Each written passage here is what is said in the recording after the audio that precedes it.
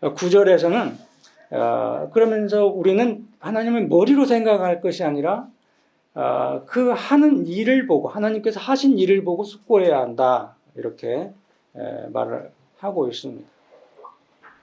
칼빈은 하나님에 관한 그 공허한 사색이 아니라 그러니까 머리로 철학자들이 생각하는 것처럼 머리로 아주 사변적으로 추상적으로 하나님을 사색할 것이 아니라 정말 정당하게 지각하고 마음의 뿌리를 맺게 하는 그러한 건전하고 결실을 맺는 그 지식을 지금 말하고자 하는 거죠. 왜냐하면 우리가 앞에서 살펴봤듯이 이 하나님은 어떤 분이냐면은 그 자체로 quid deus 그 자체로 있는 하나님이 아니라 Qualis deus 우리를 위해 하신 하나님. 바로 이제 그 설명이 뒷부분에 듭니다. 116쪽에서 6번째 줄 한번 봅시다. 하나님은 주의 깊게 탐색해야 할 분이기보다 경배받으셔야 할 분이기 때문에 우리는 지나친 호기심에서 하나님의 본질을 탐구하려고 시도할 것이 아니라 이게 그 quid deus죠. 오히려 하나님의 사역에서 다시 말하면 우리에게 가까이 다가오시고 친밀히 하시며 어떤 의미에서는 자신을 전달하신 그 사역에서 예수 그리스도 안에서 나타나신 우리를 위해 하시는 십자가에 달려서 죽으시고 우리를 위해서 죽으시고 부활하신 바로 그 하나님을 숙고해야 한다라고 하는 이야기를 하고 있습니다. 이 하나님에 관한 지식의 이제 목적이 10절에서 아주 간략하게 1절에서 10절까지의 내용을 요약하는 내용이 이제 나오는데 117쪽 중간 이하입니다. 그러므로 우리는 하나님의 각 사역에서 특히 그 사역의 전체 사역에서 하나님의 권능이 그림에서처럼 실제로 표현됨을 인정해야 한다. 이것으로 말미암아 온 인류는 하나님을 알도록 초대되고 유인되며 여기서부터 인류는 참되고 완전한 행복에 도달하게 된다. 이러한 하나님의 능력은 그가 하신 사역에서 가장 명백하게 나타난다. 오직 우리가 겸손하게 하나님은 어떤 방법으로 우리 안에서 자신의 생명, 지혜, 능력을 보이셨는가, 우리를 위해서 의, 선, 자비를 행사하셨는가를 깊이 생각할 때에만 비로소 가능하다라고 하는 말로 10절까지 정리를 하고 있습니다. 자, 11절부터는 14절까지 이제 다시 인간의 어떤 그 뭐라고 할까 이 자연을 통해서 하나님을 알려고 하는 그러한 그 어떤 노력이 굉장히 그 가당치 않은 그런 굉장히 어려운 거의 불가능에 가까운 일이다라고 하는 것을 다시 한번 상기시켜주면서 성경으로 이제 들어가는 성경만이 유일한 교사의 안내라고 하는 것을 말하는 하나의 그 전제 과정이라고 할 수가 있습니다. 11절의 제목은 창조에는 하나님의 증거가 나타나 있지만 우리에게는 아무 유익도 주지 못한다. 이렇게 써 있고 11절이 바로 그러나로 시작하죠. 그러나 하나님께서 사역이라는 거울에서 자기 자신과 자신의 영원한 왕국을 아주 명백하게 보여주셨음에도 불구하고 우리의 어리석음 때문에 우리는 뚜렷한 증거를 보면서도 점점 더 우둔해져서 아무런 유익을 얻지 못한다.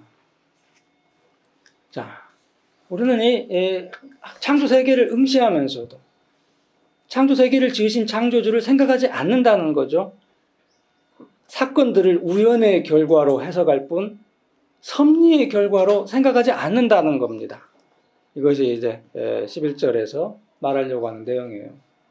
그래서 12절의 그 제목이 이제 불업한 제목은 이런 식으로 나왔습니다. 하나님의 자연적인 지식은 없다. 우리말은 하나님의 현현은 인간의 미신과 철학자들의 오류에 의해서 지식되었다는데 불업한 제목은 아주 간단 명료하게 하나님에 대한 자연적 지식은 없다. 이렇게 단정하고 있습니다. 인간의 정신은 미로와 같아서 사람들은 그 속에 갇힌 채 저마다 자신의 판단에 따라서 가능성을 찾아 방랑할 뿐이다 라고 하는 이제 이야기가 12절에서 나오거든요. 많은 그 옛 그 철학 학파들이 여기서 열 것 같아요.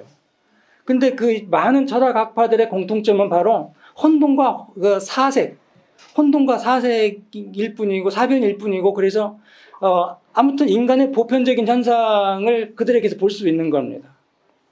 120쪽. 거의 각 사람마다 자신의 신을 소유하고 있다는 거죠. 하나님 대신에 자신을 위해서 우상과 환상을 날조하지 않는 사람이 거의 하나도 없기 때문이다는 거죠. 중간 정도 보면은. 그러나 이성과 교양으로 하늘나라를 통찰하려고 애쓰는 철학자들이 서로 불일치하니 얼마나 수치스러운 일인가. 지혜가 뛰어나면 뛰어날수록 그 예술과 학문이 잘 세련되면 세련될수록 그러한 사람은 자기 의견에 더 아름다운 색채를 입혀 위장해 보려고 하는 것이 상례이다. 그러나 엄밀히 조사해 보면 그것들은 모두가 다 허무한 그림자임을 알게 될 것이다. 스토아 학파가 나오고 애굽의 신비주의 신학이 나오고 에피크루스 학파가 이제 나옵니다. 이렇게 저마다 이제 이렇게 상당히 참 사람들이 존경하는 그런 철학자 어떤 집단인데, 지금 여기서 이 사람들의 주장이 서로 믿기 힘들 정도로 모순되고 다양한 의견들을 내놓기 때문에 저마다 서로 대립한 채 공허한 어떤 자신들의 신개념을 제시하고 있을 뿐이다라고 하는 거죠. 어떤 공통적인 것을 찾을 수가 없습니다. 다양한 어떤 자기들의 억측과 주장과 상상에 불과한 내용들을 말할 뿐이다라고 하는 거죠. 이 결론은 뭐냐면은 122쪽에서 인간이 본성으로만 가르침을 받는다면은 확실하고 건전하며 명료한 지식을 갖지 못하고 다만 혼란한 원리에 매여서 마침내는 알지 못하는 신을 예배하게 된다는 사실이다라고 하는 거죠. 이제 성경의 몇 가지 예를 들어서 이 사실을 확증합니다. 123쪽에 그 요한복음 4장 22절 보면은 예수님께서 사마리아인들이 이제 알지 못하는 것을 예배한다라고 그들에게 하신 말씀, 요한복음 4장 22절에 있는 말씀을 칼빈이 인용하고 있습니다. 요컨대 중간 부분, 모든 사람이 비록 큰 죄악에 빠져 있지 않고 혹은 공공연하게 우상 숭배를 하지 않았다 하더라도 그들은 공통적인 이해에 근거한 순수하고 공인된 종교는 갖지 못했던 것이다 라고 하는 거예요. 자, 14절로 갑시다. 124쪽. 124쪽 14절 들어가기 전에. 그러면 이제 남은 건 뭐냐? 다만 하나님께서 하늘로부터 자기 자신을 증거하시는 일뿐이다. 칼빈의 신인식론, 하나님께서 가르쳐 주신 대로 하나님을 아는 길에 대해서 지금 반복적으로 말하고 있습니다. 14절은 굉장히 이게 뭐라고 할까?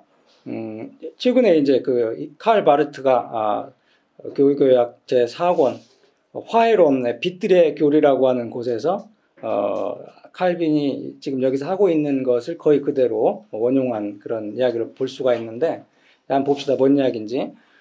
우주의 구조에서 조물주의 영광을 설명하기 위해 그렇게도 많은 등불이 우리를 비춰주고 있지만 그것은 헛될 뿐이다. 비록 그 광선이 우리의 온 둘레를 비춰준다 하더라도 결코 우리를 바른 길로 인도하지 못한다. 분명히 다소의 섬광을 바라기는 하지만 그것은 충분한 빛을 방사하기도 전에 질식해 버리고 만다. 이러한 이유로 사도는 세계를 보지 못하는 것들의 증거라고 말한 바로 그 규절에서 믿음으로 모든 세계가 하나님의 말씀으로 지어진 줄을 우리가 아나니 라고 하는 말씀을 첨가했다. 바울이 여기서 말하고자 하는 것은 다음과 같은데, 곧 보이지 않는 신성이 이와 같은 거울 안에서 나타나게 되지만 하나님의 내적 계시에 의해 믿음으로 조명되지 않는 한 우리는 그것을 보지 못한다는 것이다. 그리고 하나님을 알만한 것이 세계의 창조에서 명백히 보여졌다고 말한 곳에서 바울은 그러한 현현을 인간의 통찰력으로 이해할 수 있다고 생각하지 않았다. 오히려 인간으로서는 변명할 수 없을 뿐 그 이상 아무것도 아님을 보여줬다. 그러니까 히브리서 11장 3절은 쐐기와 같은 역할을 여기서 하고 있는 겁니다.